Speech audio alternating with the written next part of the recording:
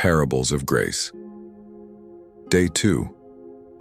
Grace to the lost and wandering. Luke 15. The lost sheep and the lost coin. When my oldest daughter was 2 years old, she wandered off down the street by herself. When I saw that the front door was open and realized that she wasn't in the house, I bolted out the door and started calling her name. She was nowhere in sight. My heart pounded as I ran as fast as I could to the top of the street, where there was a busy intersection. I turned the corner and there she was. Somehow at 2 years old, she had the presence of mind to carry my purse on her shoulder. But she had no shoes on her little feet. She didn't seem to know that she was in grave danger. I shudder to think what may have happened to her if I hadn't found her right away. I scooped her up into my arms, laughing and crying at the same time. Sometimes, like my daughter, we wander away from God and may not even realize what a dangerous position we are in. We need someone to come search for us. In both the parable of the lost sheep and lost coin, the shepherd who lost a sheep and the woman who lost her coin go to great lengths to recover their valuable possessions. Jesus tells these two parables, along with the parable of the prodigal son, as a trilogy in response to the Pharisees and scribes muttering about how he welcomes and even eats with tax collectors and sinners. During biblical times in the Middle East, table fellowship was a special sign of acceptance and honor. By sharing meals with tax collectors and sinners, Jesus was expressing an even deeper reality about his mission. It anticipates the celebration of the banquet feast in Revelation, where sinners are included in the community of salvation.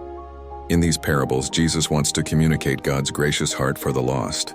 He is inviting the Pharisees to see how valuable the lost are to him. In the first parable, the shepherd leaves the 99 to go after the one lost sheep. On one hand, this may seem irresponsible, but on the other hand, it demonstrates how much each one matters to Jesus. A lost sheep will not be able to find its way back. It usually lies down and gives up. I also think of the sheep that has been wounded and cannot walk. This may be why the shepherd carries the sheep on his shoulders. This also conveys the care of a good shepherd. Have you ever experienced Jesus carrying you back home when you were wounded or wandered away? In the second parable, a woman lost a coin that could have been on a headdress as part of a dowry. Most likely the stone or dirt ground would have been covered with straw to protect against the cold. This meant that the woman would have had to remove the straw and sift through it before sweeping the floor. These two parables demonstrate that God is not passive, waiting for people to approach him after they get their lives in order. God seeks us because he desires to restore our relationship with him. Moreover, the shepherd and the woman rejoice when they find what they are looking for. They call their friends and neighbors to rejoice with them. When you're happy, you want to tell your friends so they can celebrate with you. When the lost is found, there is joy and celebration, which matches the joy in heaven over the one who was lost and is found. Here Jesus invites the religious leaders to celebrate with him. He wants to change their hearts from one of judgment and exclusivity to one of joy and inclusivity. Prayer. Inhale slowly and pray. Thank you, Jesus, my good shepherd. Then exhale slowly and pray, for seeking and saving me.